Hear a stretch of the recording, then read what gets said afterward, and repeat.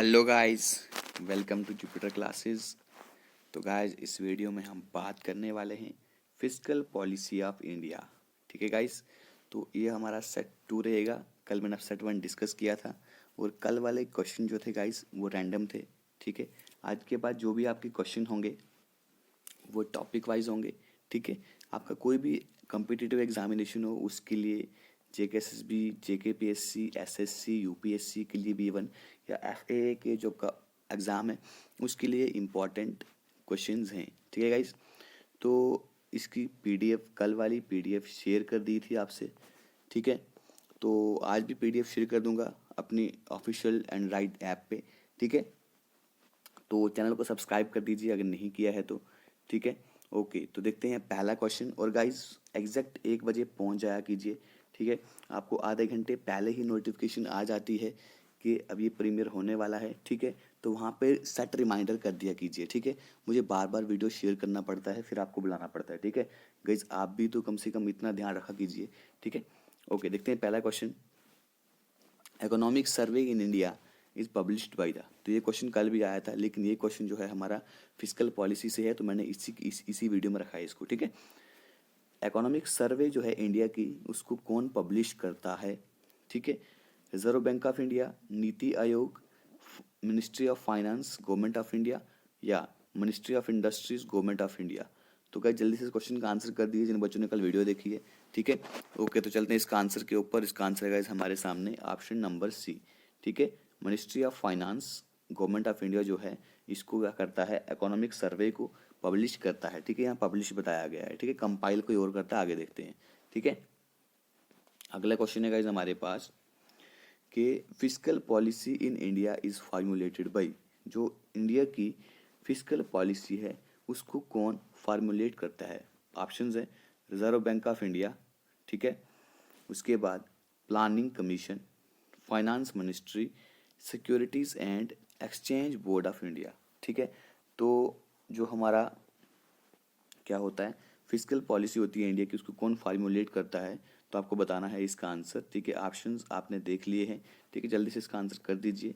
और गाइज हाँ, वीडियो जो अभी प्रीमियर में यानी कि वीडियो जो अभी लाइव देख रहे हैं, ठीक है, तो बच्चे सारे कमेंट करेंगे। ठीक है, सारे बच्चे कमेंट करेंगे। कल बहुत अच्छा लगा था जब सारे बच्चों ने अच्छे से कमेंट किए थे, जो मैंने क्वेश्चन पूछे थे उनके भी आंसर दे रहे थे। तो गाइज बहुत अच्छा लगता है, बहुत आनंद आता है।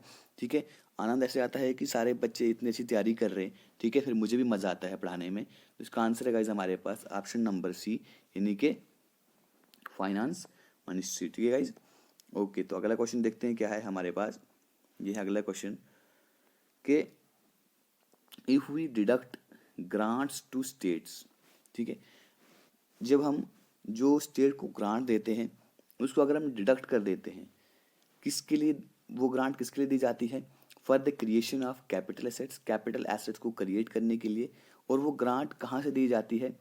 रेवेन्यू डेफिसिट में से जब दी जाती है तो हम वी अराइव एट होगा, अटैच नहीं है। ठीक है, सॉरी, यहाँ पे एट होगा। ठीक है, तो हमें उस वक्त क्या चीज़ मिलती है? ठीक है, primary deficit, net physical deficit, budgetary deficit या इफेक्टिव रेवेन्यू डेफिसिट। ठीक है गए, जब भी हम स्टेट को ग्रांट देते हैं कैपिटल एसेट्स को क्रिएट करने के लिए रेवेन्यू डेफिसिट में से, तो उसको हम जब डिडक्ट करते हैं तो वो गाइज हमें क्या मिलता है? Effective revenue deficit. क्या मिलता है गाइज? Effective revenue deficit. हम उस पर पहुंच जाते हैं। ठीक है, अगला क्वेश्चन देखिए। अगला क्वेश्चन है हमारे पास, which one of the following is the largest item of expenditure of the government of India on revenue account. Revenue account पर गवर्नमेंट ऑफ इंडिया का सबसे लार्जेस्ट आइटम यानी कि सबसे ज़्यादा एक्सपेंडिचर किस पे किया जाता है? ऑप्शंस हैं आपके सामने, डिफेंस, सब्सिडीज, पेंशंस या इंटरेस्ट पेमेंट। तो किस पे सबसे ज़्यादा गवर्नमेंट ऑफ इंडिया सबसे ज़्यादा एक्सपेंडिचर करता है, कौन से आइटम पे? ठीक है, ऑप्शन एक बार फिर से आप देख लीजिए। ठीक है, defence, subsidies, pensions, interest payment. तो इसका गाइज आंसर अगर सबको आता है तो जल्दी से कर दीजिए। ठीक है, तो गाइज आंसर ज़रूर किया कीजिए। इससे क्या होता है कि आपकी अच्छे से क्या होती है, प्रैक्टिस हो जाती है। ठीक है, इसका आंसर गाइज हमारे सामने ऑप्शन नंबर डी, यानी कि इंटरेस्ट पेमेंट्स। ठीक, ओके। अगला क्वेश्चन देखिए, which one of the following is capital receipt in government budget. इनमें से कौन सा कैपिटल रिसीट है गवर्नमेंट की बजट में, जो कि ऑप्शंस दिए हैं आपके पास। Interest receipt on loans given by the government to other parties, जो इंटरेस्ट रिसीव करते हैं लोन के ऊपर, ठीक है, जो गवर्नमेंट दूसरी पार्टी को देती है, वो कैपिटल रिसीट में आता है। या dividends and profits from public sector undertakings, या जो डिविडेंड्स और प्रॉफिट होते हैं, जो फ़ायदा होता है, ठीक है, जो उनको पब्लिक सेक्टर अंडरटेकिंग से आता है गवर्नमेंट को। या burrowing of the government from public, जब गवर्नमेंट पब्लिक से बारो करती है वो होता है। या इनकम टैक्स रिसीट, या ये होता है। ठीक है, तो ये ऑप्शन दिए हैं, आपको बताना है कि कैपिटल रिसीट जो होती है गवर्नमेंट बजट में, तो गाइज वो क्या होती है। तो गाइज कैपिटल रिसीव कब होती है, जब हम क्या करते हैं, बारो करते हैं। ठीक है, बारो जब करती है गवर्नमेंट पब्लिक से, तो वो होती है हमारे पास कैपिटल, तो कैपिटल हमारे पास रिसीव होती है। ठीक है, ओके। अगला क्वेश्चन है हमारे पास, equality in a country can be best brought through. Country में अगर इक्वलिटी लानी है, ठीक है, उसको हम कैसे अच्छे से ला सकते हैं। प्रोग्रेसिव एक्सपेंडिचर से, रिग्रेसिव टैक्सेशन से, रिग्रेसिव एक्सपेंडिचर से, या नन ऑफ दी अबोव। तो गाइस इस क्वेश्चन का जो करेक्ट आंसर है, एक कंट्री में जब सब लोगों के लिए क्या लानी पड़ती है, इक्वलिटी लानी होती है, तो वो कैसे आएगी, जब हमारे पास क्या होगा, रिग्रेसिव एक्सपेंडिचर होगा। ठीक है, देखिए टैक्स, रिग्रेसिव टैक्स करोगे तब भी यहाँ पे इक्वलिटी नहीं आएगी। प्रोग्रेसिव एक्सपेंडिचर करोगे, नहीं बहुत ज़्यादा एक्सपेंडिचर करोगे तो उससे भी ज़्यादा क्या होगा, यहाँ पे इक्वलिटी नहीं आएगी। जब रिग्रेसिव एक्सपेंडिचर होगा, जब सारों के लिए बराबर एक्सपेंडिचर होगा, उसी वक्त क्या हो जाएगा, यहाँ पे इक्वलिटी आएगी। ठीक है गाइज, इसका आंसर है ऑप्शन नंबर सी। तो बढ़ते हैं अगले क्वेश्चन की तरफ। अगला क्वेश्चन है गाइज हमारे पास कि फिस्कल, टोटल 15 क्वेश्चन है इस वीडियो में।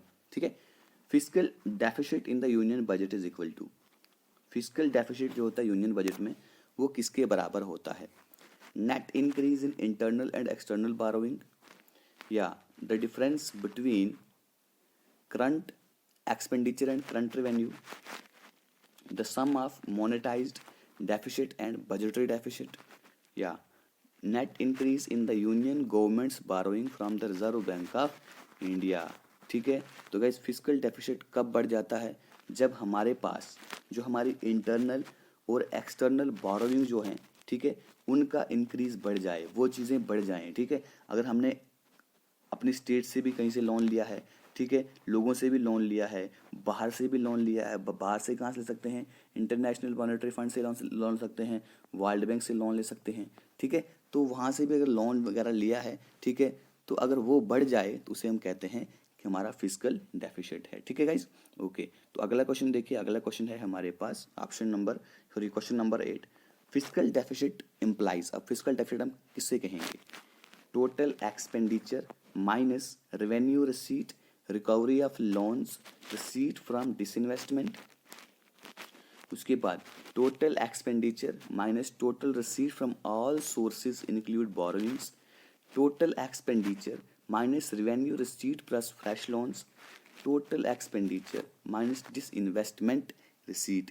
तो गाइज देखिए फिस्कल डेफिसिट का मतलब क्या होता है, टोटल एक्सपेंडिचर, ठीक है, उसमें से माइनस कर देते हैं जो रेवेन्यू रिसीट आती है, ठीक है, लोन की जो रिकवरी होती है, ठीक है, और रिसीट फ्रॉम डिसइन्वेस्टमेंट। डिसइन्वेस्टमेंट क्या होता है, डिसइन्वेस्टमेंट होता है सेल करना। ठीक है, जो गवर्नमेंट अपने एसेट्स की जो सेल करती है, ठीक है, पब्लिकली जब अपने एसेट को सेल करती है, उसे हम बोलते हैं गाइज डिसइन्वेस्टमेंट। ठीक है, तो जो भी डिसइन्वेस्टमेंट से रिसीट आती है, तो उस एक्सपेंडिचर में से उसको हम माइनस कर देते हैं। रेवेन्यू रिसीट, लोन की रिकवरी, और डिसइन्वेस्टमेंट से जो हमारे पास क्या पैसा आता है, उसमें से एक्सपेंडिचर में उसको माइनस कर देते हैं, तो वो होता है गाइज हमारा फिस्कल डेफिसिट। ठीक है, ओके। तो अगला क्वेश्चन देखिए, अगला क्वेश्चन है हमारे पास question number 9, fiscal responsibility and budget management act FRBMA was pass. इसको पास किया गया था किस लिए, टू कीप चेक ऑन। तो किसके ऊपर ये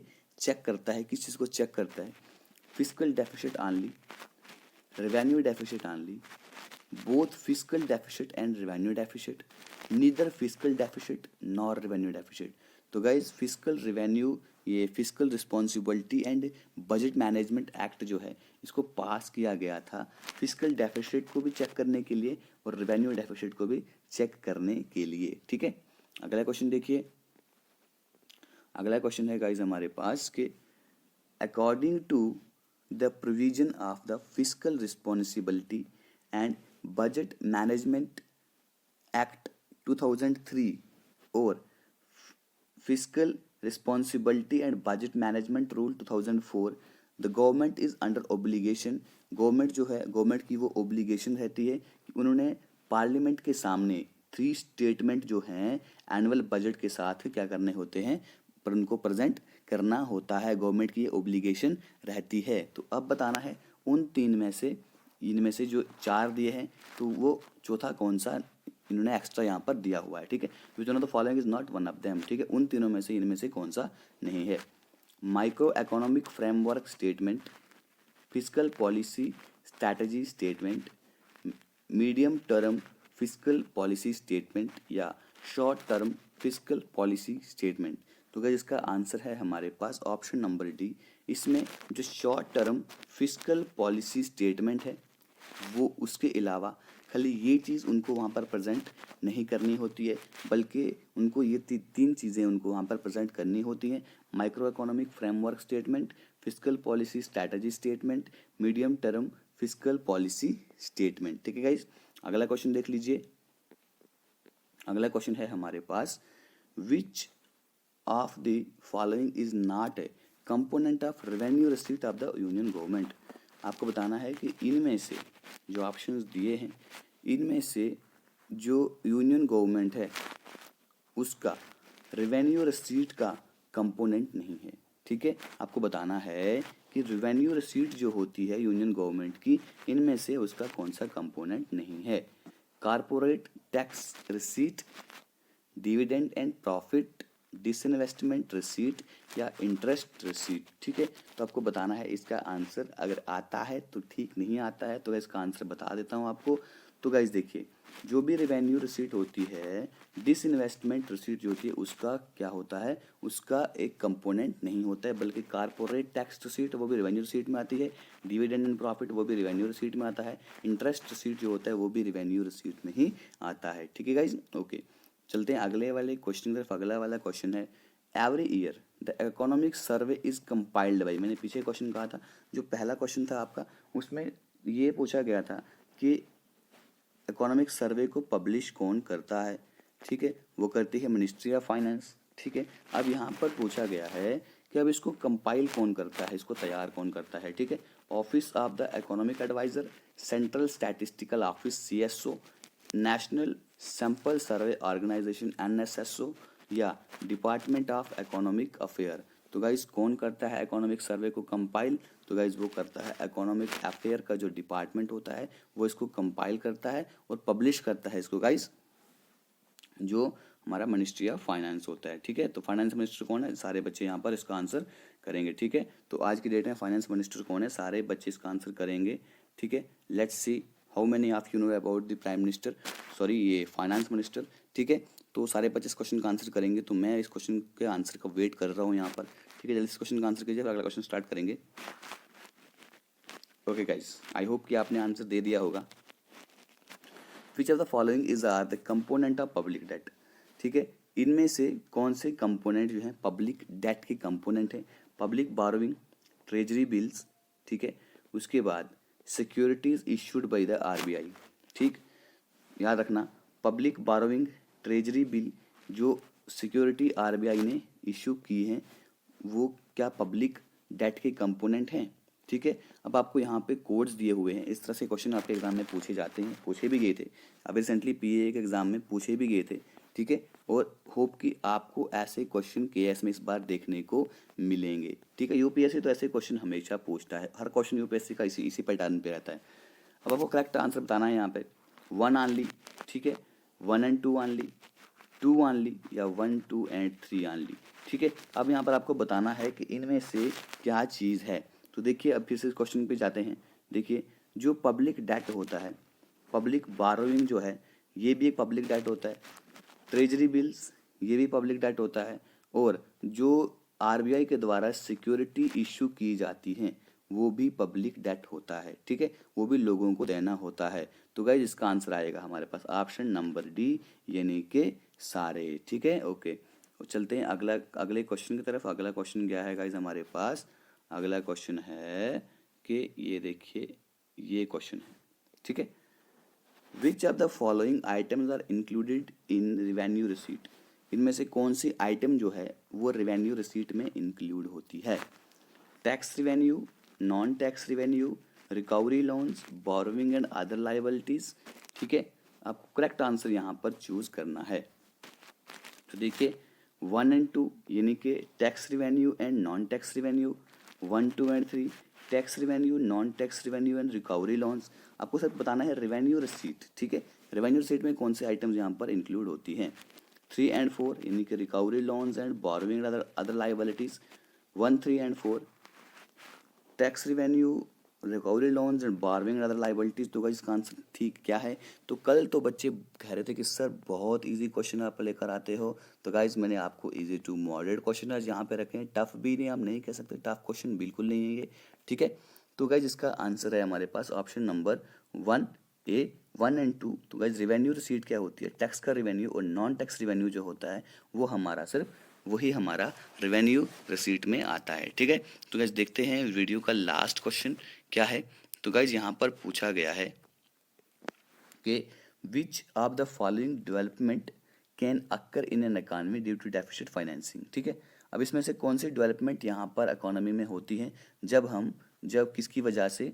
डेफिसिट फाइनेंसिंग, जब डेफिसिट को फाइनेंस करा जाता है उसकी वजह से क्या होता है यहाँ पर? इन्फ्लेशन बढ़ जाता है, या गवर्नमेंट का डेट बढ़ जाता है, या मनी की सप्लाई बढ़ जाती है, improvement in current account deficit, जो हमारा करंट अकाउंट डेफिसिट होता है उसमें इम्प्रूवमेंट आती है। तो गाइज आपको सामने कोड दिए हैं 1 एंड 2 ओनली, यानी कि rise in inflation and rise in government debt, और दूसरा 1, 3 and 4 rise in inflation, rise in government debt, या improvement in current account deficit, ठीक है। 2 एंड 4, 1, 2 एंड 3। तो गाइज क्या आंसर हो सकता है इस क्वेश्चन का? तो अगर आपको पता है कि डेफिसिट फाइनेंसिंग से क्या डेवलपमेंट हमारी इकोनॉमी में आ सकती हैं, तो गाइज आप आंसर कर दीजिए, यानी कि इसका आंसर क्या है? 1, 2 एंड 3 ऑप्शन नंबर डी। यानी कि देखिए राइज इन इन्फ्लेशन, इन्फ्लेशन भी बढ़ सकती है, ठीक है, इन्फ्लेशन में भी राइज आ सकता है। राइज इन गवर्नमेंट डेट में भी राइज आ सकता है, गवर्नमेंट डेट भी बढ़ सकता है, ठीक है। Increase in money supply, money की सप्लाई जो है वो भी गाइज इंक्रीज हो जाती है, ठीक है। तो गाइज ये है हमारा इसका आंसर। तो गाइज अगर आपको अच्छी लगी है हमारी वीडियो तो गाइज वीडियो को लाइक कर दीजिए, चैनल को सब्सक्राइब कीजिए, वीडियो को शेयर कीजिए। तो गाइज ठीक है, मिलता हूँ अगले वाली वीडियो में कल, जिसमें मैं डिस्कस करूँगा आपके साथ मॉनेटरी पॉलिसी ऑफ इंडिया के कुछ इम्पॉर्टेंट 20 क्वेश्चंस, ठीक है। उसके बहुत ही इंपॉर्टेंट टॉपिक है गाइज, वो इस बार यहाँ पर ऐड किया गया है, ठीक है। तो गाइज मिलते हैं अगली वाली वीडियो में, तब तक के लिए नमस्कार, जय हिंद, थैंक यू।